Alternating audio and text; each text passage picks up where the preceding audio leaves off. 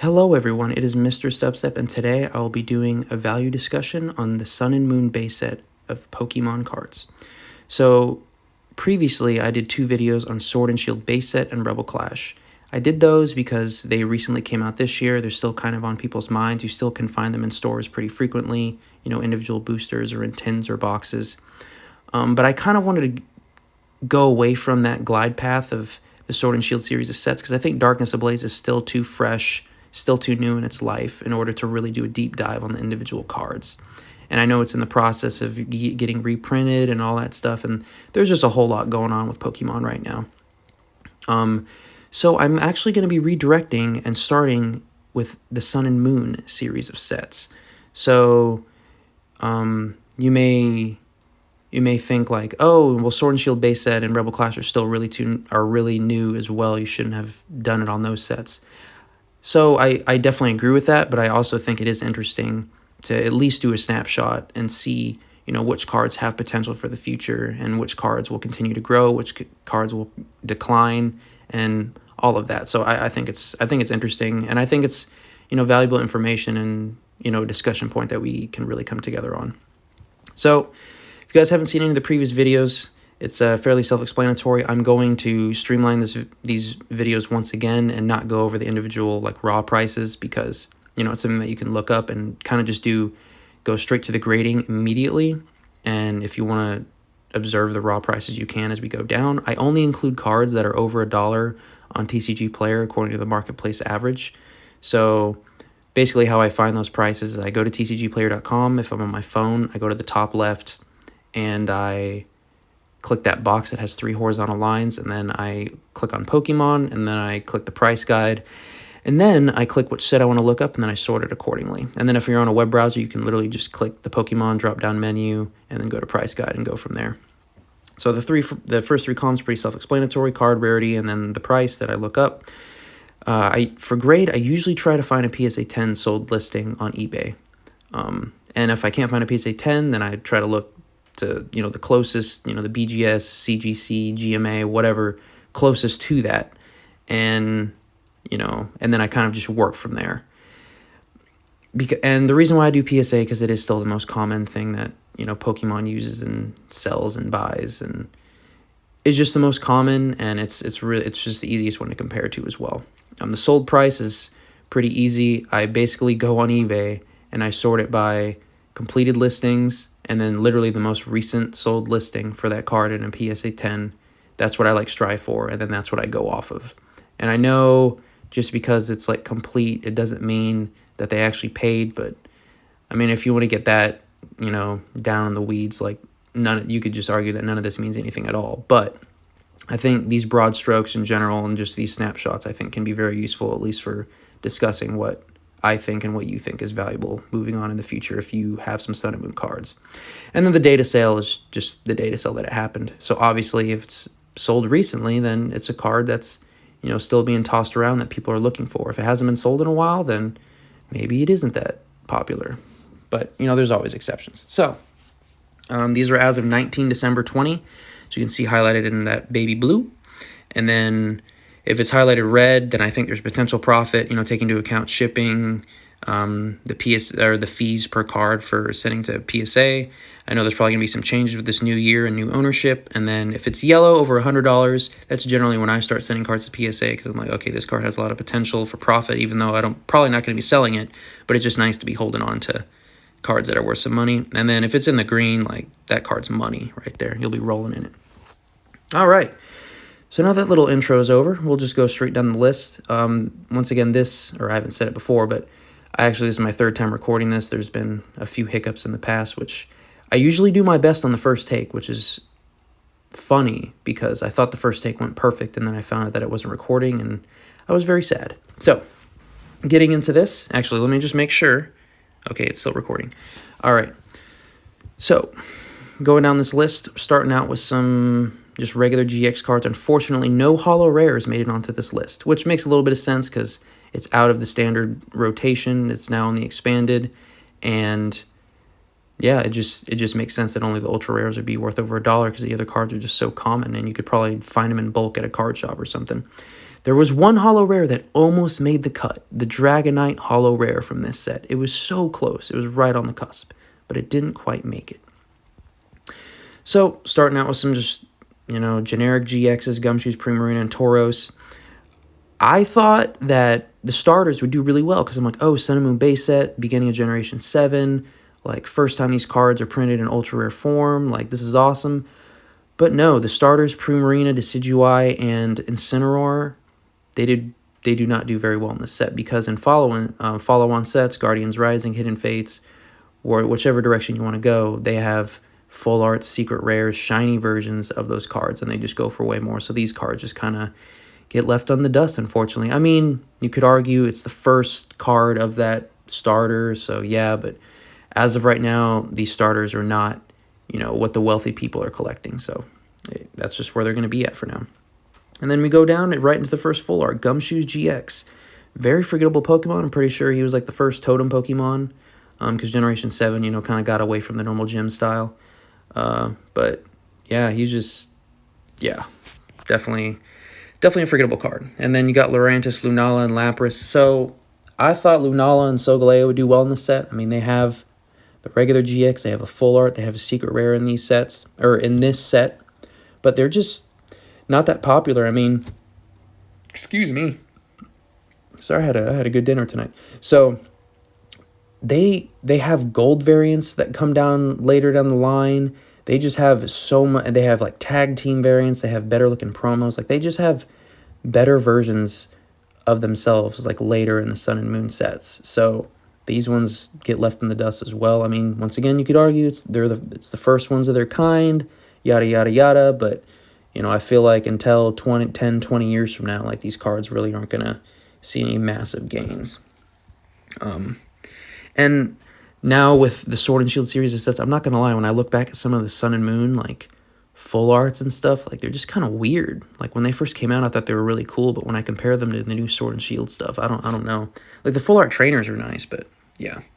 And then Lapras I thought would be another big one, but it's not a big one. Lapras has a lot of ultra rare cards now, so yeah, these ones are definitely pretty forgettable. A Decidueye GX. Talked about the starters already before. I just thought this was kind of funny. PSA 10 sold for $5, so that sorry sap definitely lost some money on that card, unfortunately. And from what I saw, at least on eBay, maybe a lot of people just aren't pushing and pulling these cards, but it seems like a lot of these cards are hard to get in a 10 as well. The Espeon GX, so one of the first cards that I think, or one of the first Pokemon that I think is very collectible in this set, along with Umbreon. The Espeon and Umbreon cards in this set I think will do extremely well, especially the secret rare versions, but I'll talk more about them later. But got a nice $71 there in 19 December. Oh, shoot, that was today. And then you have a Lima full art, which, I mean, this dude, I recognize him, like he was definitely in the game, but I couldn't tell you what he did, couldn't tell you who he's related to. I don't know, I can't remember if he was a bad guy, good guy, whatever. And it just goes to show, the only card that's been sold by him recently was a raw one for $3 in December. So, ungraded $3, and according to the marketplace, he's worth $2. So, if you have a Lima card, yeah, I guess cherish it, because it's not worth it. It's not worth anything to anybody else. And then we go into, some more full arts. Professor Kukui, once again, he's probably not going to be anybody's favorite professor right now, unless, that was your first Pokemon game or whatever. Incineroar GX, unfortunately didn't do too hot either. Obviously, he has more ultra rares down the line. Team Skullgrunt, nah.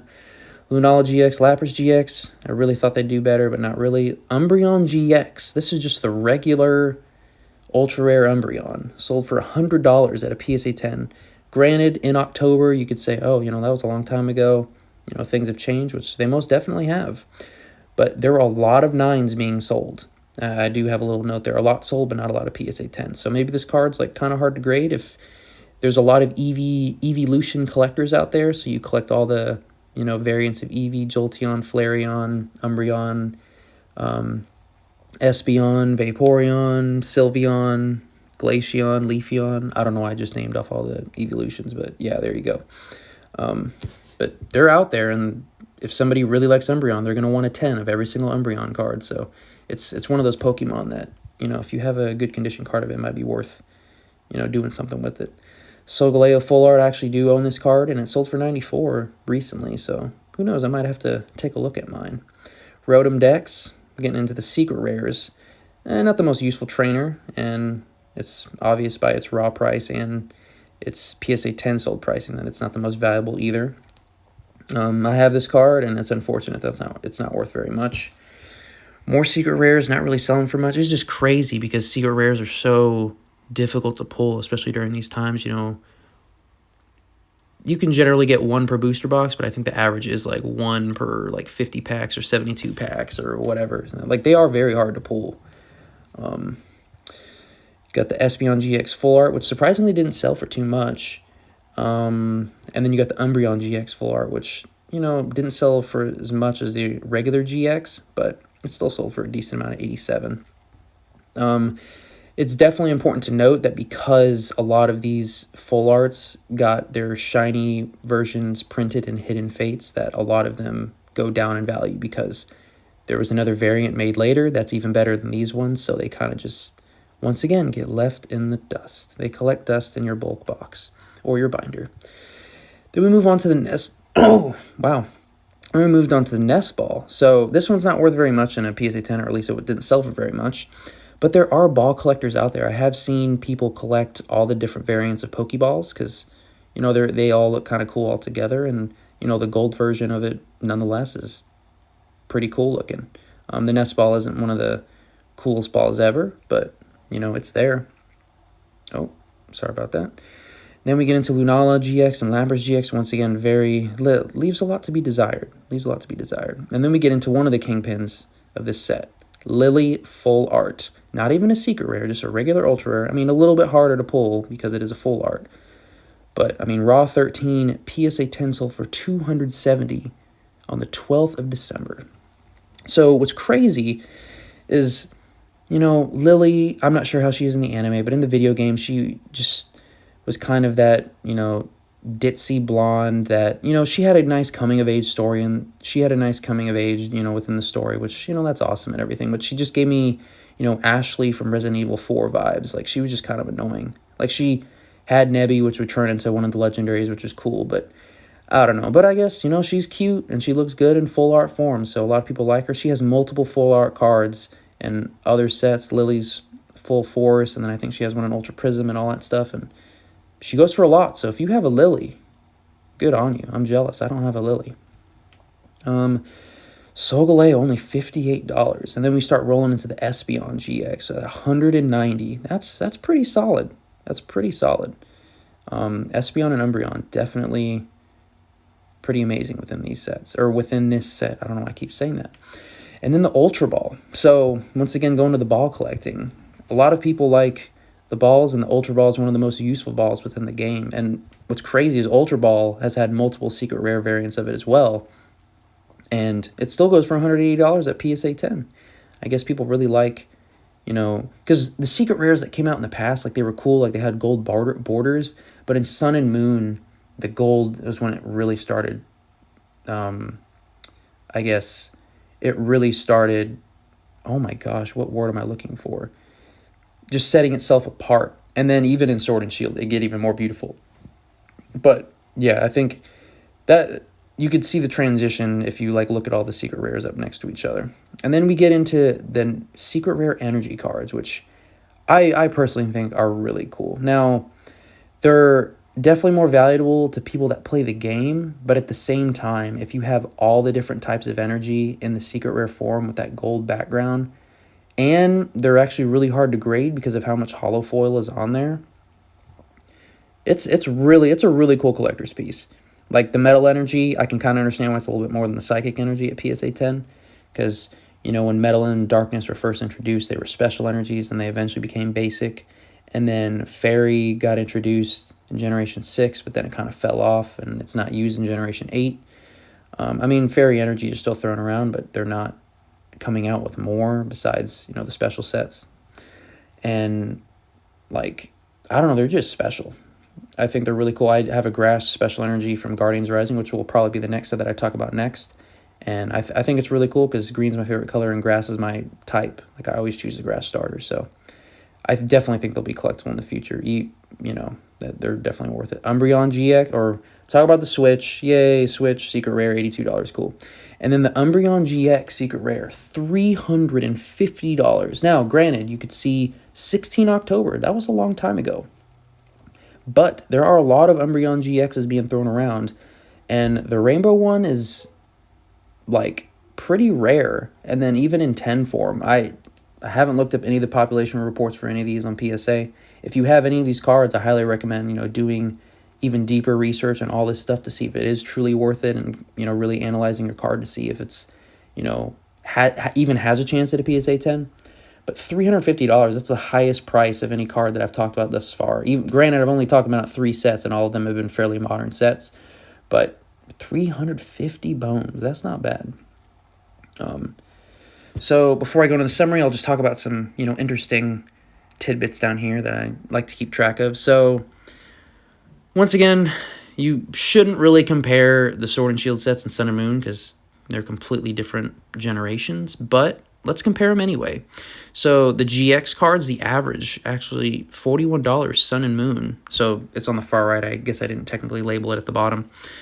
But through process of elimination, you can figure it out. Full Arts, $80, which, of course, Lily probably really helped out that average. VMAXs obviously didn't exist at this time. And the Secret Rares actually beat out Rebel Clash. The average Secret Rare is selling for $113 at a PSA 10. So if you have any of these cards, which, I opened a booster box back in the day and pulled, the Rotom decks and a Full Art and the Full Art Solgaleo. So if you have anything, then, maybe it might be worth considering sending some stuff to PSA. Who knows, if it's not already there.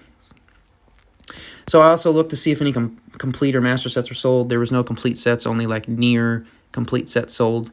And then one master set was sold for the exact same price that a Rebel Clash master set sold that I talked about in a previous video, $325, but it was sold on 8 December. So none of the cards were graded.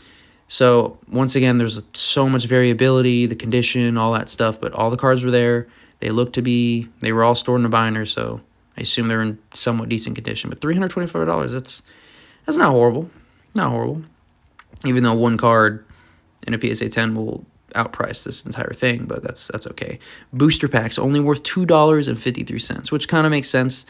It was during that time where they were overprinting a ton. It was just after Evolutions. You still got Steam Sheet, Sun and Moon, Guardians Rising, Crimson Invasion being thrown into the tins and the collection boxes and stuff. But yeah, so individual packs not worth that much. But the booster box, $105. And and because like the normal, like if you were to pay $4 per pack for 36 packs, it's like $144. But generally, when sets first come out, you can get them for like $90, $95, $100. And this booster box, after 3 years, is up to $105. So if back then you bought a booster box and you kept it sealed, you just made $5 of profit right there. Well, if you were to sell. So that's not bad. That's not bad. Compared to a lot of other booster boxes, it's horrible. But it's something. So it goes to show when people say you could have bought anything and it would have went up. You could have bought a Sun and Moon's base set booster box and it went up. All right, so pretty much in summary, oh wow, I'm getting real out there. So unfortunately, the cards that I wanted to be big in this set, that I wanted to be good in the long run, unfortunately probably aren't going to be good in the long run. The starters are just meh in this set. Legendaries are meh in this set. But the big ones, if you have them, which I don't have any of them, definitely hold on to them. Consider, taking care of them, getting them graded or whatever. Or even selling if you need a quick buck. But Lily Full Art, the Umbreon and Espeon cards, specifically the secret rares, because Hidden Fates can do all that pretty shiny stuff, but it doesn't have the rainbow variants, except for the main stuff in the set. With I think the only rainbow one might be the birds, the bird trio. But Umbreon and Espeon, those secret energies, because like in these first few sets they did like one of each energy in the secret rare form. In this set you had the Psychic and Metal. And then the Ultra Ball. So those are definitely the cards that I would keep an eye on moving forward. Obviously, if you looked at this set and then looked at the raw prices, you could probably figure out which ones will do best in the long run. But it's just interesting to kind of look at it in this holistic perspective. But if you guys have any feedback, you agree, you disagree, or if you want to see a specific set in the future, please just let me know. I do these just to save you guys a little bit of time and just to kind of open things up for the future because, I think it's interesting and I enjoy the hobby and I want to continue collecting in the future. So I want to thank you guys so much for watching and have a good one.